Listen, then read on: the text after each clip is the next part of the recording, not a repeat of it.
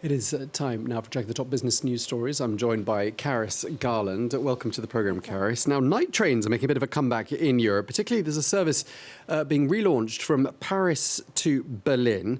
Some say it makes more sense for the environment, but does it stack up in terms of costs? Well, exactly. This is the whole reason why the route was discontinued in 2014. That's because on normal high-speed trains, seats can be sold 3 or 4 times a day, whereas a bed on a night train can only be used once. This hasn't changed, and state money is actually needed to subsidize these sleeper services.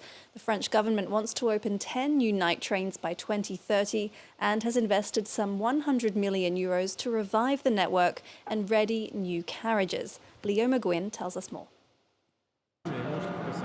After 20 years, the night train between Paris and the southern French city of Aurillac made its return on Sunday.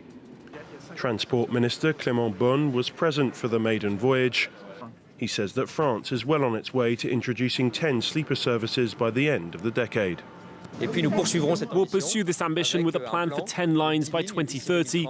We're currently at 6, so we'll continue, and from the end of next year and the start of 2025, we'll be buying back new equipment and the new train sets needed for more renovations and more trains in circulation. The launch came just 24 hours before the resumption of another popular route, Berlin to Paris. Initially running between Berlin Central Station and Gare de l'Est in Paris 3 times a week, it's set to become a daily service from October 2024. But it will come at a major cost. Night services will be subsidized by public money, with 10 million euros a year going into the Berlin link alone. These sleeper trains are considerably less profitable than TGVs. A bed on a night train can only be sold once a day, whereas a TGV seat can be sold several times over. For passengers, the climate benefits have proven a major draw. A journey by night train emits about 30 times less than a plane trip. For more reasons, I don't want to fly. So it's amazing to be able to get to Paris for a decent price. Around 215,000 passengers have taken a night train in France so far this year, a 15% increase from 2022. Meanwhile, Emmanuel Macron has called for an acceleration of his France 2030 plan for green investments. Speaking at an Airbus site in Toulouse, the French president promised measures to reduce red tape to facilitate growth for small and medium-sized businesses. 2 years after launching the initiative, which has 54 billion euros of planned funding, Macron said it was beginning to bear fruit, though China and the US were going at a much faster pace. Even if we help funding a project, if it takes twice as long as it does in Asia or the US, it's terrible.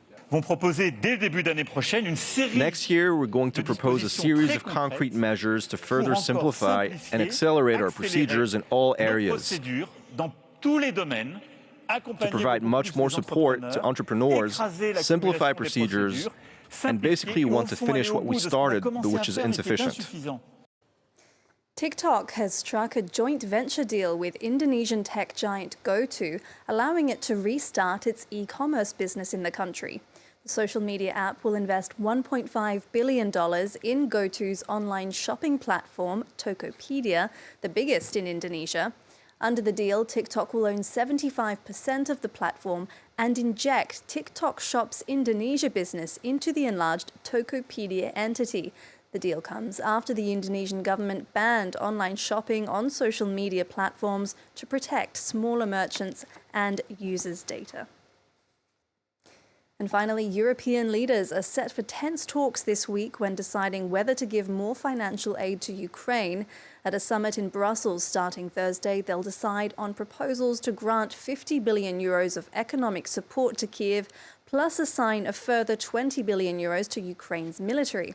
However, Hungarian Prime Minister Viktor Orban has threatened to veto the funds, while on Monday, German Chancellor Olaf Scholz called for continued EU support. This is now a war that's, contrary to what was perhaps predicted at the beginning, will drag on for a long time. And that's why it's important to formulate a long-term perspective that we're prepared to support Ukraine for as long as it's necessary and to the extent it is necessary. And we'll obviously be following very closely that summit on Thursday, Tom. Okay, well, thank you very much indeed. Karis Garland with today's business news. Thank you to you.